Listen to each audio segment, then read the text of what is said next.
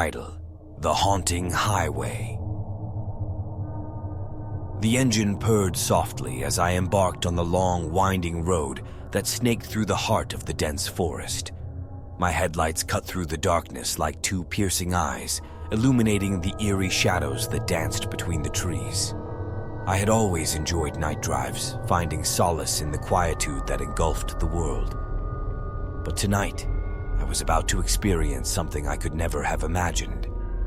Miles had passed with only the rhythmic hum of the engine for company when I saw it, a hitchhiker standing alone by the roadside. Despite the chill in my bones, I felt an inexplicable urge to help this stranger. I slowed down and rolled down the window, asking if they needed a lift. "Thank you," the figure replied, their voice barely audible. They climbed into the back seat without saying another word. I continued driving, and an unsettling silence enveloped the car. The hitchhiker's presence seemed to cast a strange pallor over everything. My grip on the steering wheel tightened as I caught glimpses of them in the rearview mirror. Their face was obscured by the darkness, and yet I felt as though I was being watched. Unable to shake off the feeling, I tried to engage them in conversation, but they only replied in hushed, cryptic words. It was as if they were holding back some dark secret. As we drove deeper into the forest, the atmosphere grew denser, and the road seemed to narrow. The trees closed in on us like silent sentinels, and the night air turned icy. A thick fog began to swirl around the car, reducing visibility to almost nothing. Panic surged through me, but I forced myself to stay focused on the road. In the midst of the fog, a faint light appeared ahead. It seemed like a sanctuary amidst the darkness, and I felt relief washing over me. As we approached, I realized it was an old gas station, long abandoned and forgotten. I decided to stop there, hoping to find help, or at least some sense of normalcy. The hitchhiker suddenly spoke up, their voice low and unnerving. "Don't stop here. Keep driving." But the allure of the light was too strong, and I ignored the warning, pulling up to the gas pumps. The hitchhiker's agitation grew, and they implored me to leave immediately. My heart pounded as I looked around and saw no sign of life, only darkness shrouding the derelict buildings. As I was about to turn the ignition, a chilling sight caught my eye in the rearview mirror.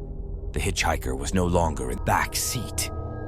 Panic surged through me, and I quickly turned around, only to find the back seat empty, as if the hitchhiker had vanished into thin air.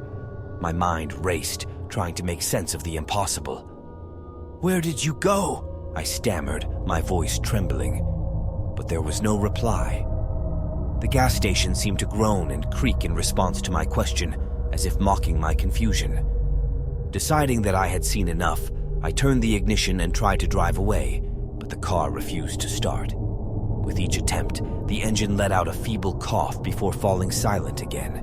It was as if the old gas station had cast a spell on my car, holding me captive in its grasp. A cold sweat broke out on my forehead as I tried to steady my nerves. I couldn't shake the feeling that something sinister was at play, something beyond my comprehension. As if to confirm my fears, a haunting melody drifted through the night, carried on the gentle breeze. It was a tune I had never heard before, filled with sorrow and longing, and it sent shivers down my spine. Then, from the shadows, emerged a spectral figure. It was the hitchhiker, but they looked different now. Their features were no longer obscured by darkness.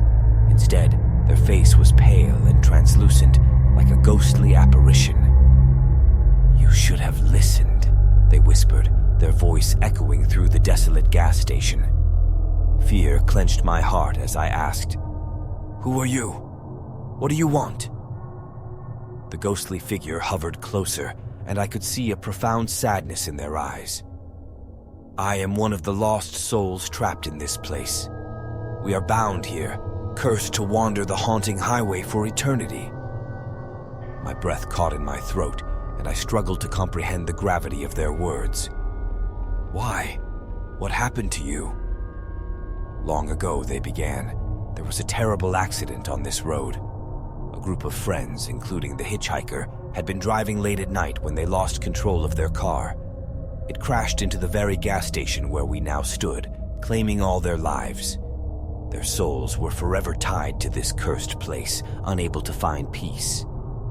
As the hitchhiker recounted their tragic tale, the haunting melody intensified and the fog thickened around us.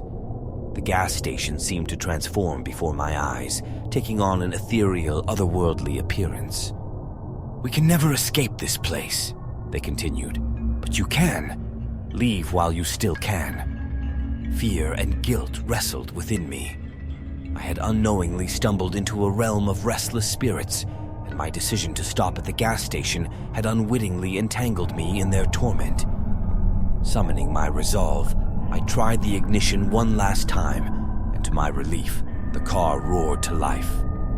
Without looking back, I drove away from the haunted gas station, the ghostly hitchhiker fading into the mist behind me. The haunting highway had lived up to its name, revealing a world of spirits trapped between realms, forever burdened by the tragedies of their past. As I continued my journey, I couldn't shake the feeling that the spirits of the haunting highway were still with me, watching and whispering from the shadows.